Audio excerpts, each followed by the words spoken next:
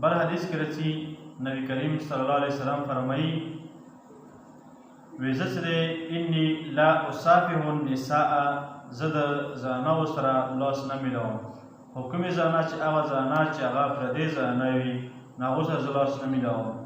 دې حدیث کې مو تاسو دې خبرې ترغیب میلاویږي که څه کوم نارینهو هم د کومې زنانو سره نکاح کوي هغو سره لاس میلاول چې دي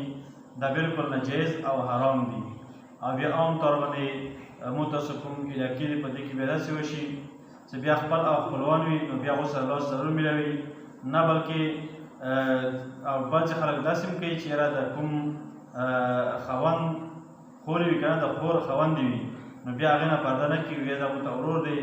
یا وغیره بل څه خبرې کوي دا ټول ناجایز او حرام طریقې دا بالکل صحیح نه دي.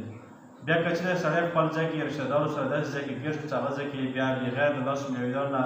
خلاصې نه کېږي نو بیا داسې کار طریقه په کار وي چې سړی لاس باندې رومال صدر وغیره څه واچوي نو بیا هغه سره لاس میلاو کړي. د دې دپاره چې حتی امکان دا کوشش وشي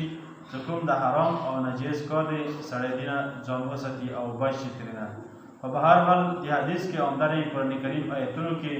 خصوصا زنانو دپاره سورې نور چې عمر فاروق رضی الله عنه فرمیل وي تاسو سورې نور چې دی دغه ښځو ته بیان کړي زیاتره احکامات د سورې نور کې د زنانو بارې کې دي نو هغه ځای کې هم فرمایي او نور ځای قرآن کریم کې شته دي چې تاسو به کوم د غیر محرم هغه دي افراد یې تاسو سره نکاح کېږي نو هغو سړو سره تاسو بالکل مه میلاوئ په لاس مه میلاوئ همدارنګې هغو نه پرده چې د ضروري او لازمي دي.